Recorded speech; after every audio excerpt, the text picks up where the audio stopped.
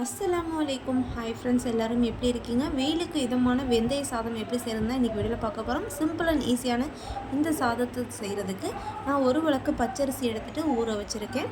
கூடவே ஒரு 3 பெரிய சைஸ் வெங்காயம் கட் பண்ணி வச்சுருக்கேன். தக்காளி, பூண்டு கொஞ்சம் எடுத்திருக்கேன்.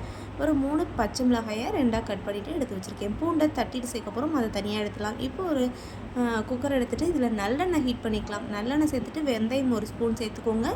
கண்டிப்பாக மஸ்ட்டு வந்து நல்லெண்ணெய் சேர்த்தா தான் இந்த சாதம் ரொம்பவே நல்லாயிருக்கும். கூடவே கருவேப்பிலையும் சேர்த்து பொரிஞ்சதுக்கு பிறகு நம்ம கட் பண்ணிவிட்டு எடுத்து வச்சுருக்கிற வெங்காயத்தை சேர்த்து ஓரளவுக்கு நல்லா வதக்கிடலாம். பிரியாணி அந்தளவுக்கு ரொம்ப வதங்கணும்னு தேவையில்லை. இதில் லைட்டாக வந்து ஒரு கண்ணாடி பதம் வந்தாலே போதும்.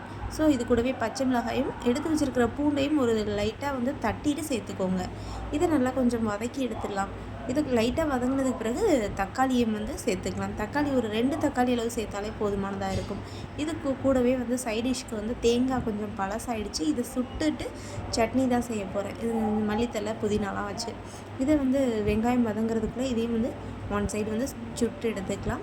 தேவையான அளவு உப்பையும் சேர்த்துடலாம். வெங்காயம் ஓரளவுக்கு நல்லா வதங்கிடுச்சு. கூடவே மஞ்சள் தூள் 1 ஸ்பூன் அளவு சேர்த்துட்டு இதையும் நல்லா கிளறி விட்டுடலாம். நல்லா கிளறி விட்டதுக்கு பிறகு இப்போ வந்து தண்ணி சேர்த்து வேக வச்சிடலாம். அதுக்குள்ளே தேங்காய் நல்லா சுட்டு வந்துடுச்சு. அதை வந்து ஒரு தண்ணியில் போட்டு ஊற வச்சுக்கலாம். இப்போ 1க்கு 2 அளவு வந்து தண்ணி சேர்த்துக்கிறேன்.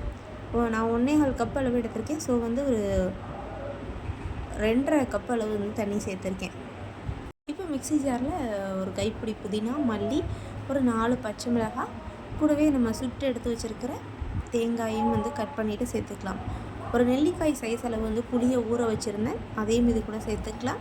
சேர்த்துட்டு தேவையான அளவு உப்பு சேர்த்துக்கலாம். ஒரு 2 ஸ்பூன் அளவு ஒயிட் சுகர் சேர்த்துக்கலாம். கூடவே வந்து ஒரு 10 சின்ன வெங்காயமும் சேர்த்துக்கலாம். நான் எடுத்து வச்சுருந்தேன், வைக்கிறதுக்கு மறந்தாச்சு. ஸோ இதையும் சேர்த்துட்டு நல்லா ஃபைன் பேஸ்ட்டாக அரைச்சி எடுத்துக்கலாம். தண்ணி நல்லா கொதிச்சு வந்துடுச்சு. இப்போ வந்து அரிசியும் இது கூட சேர்த்துடலாம்.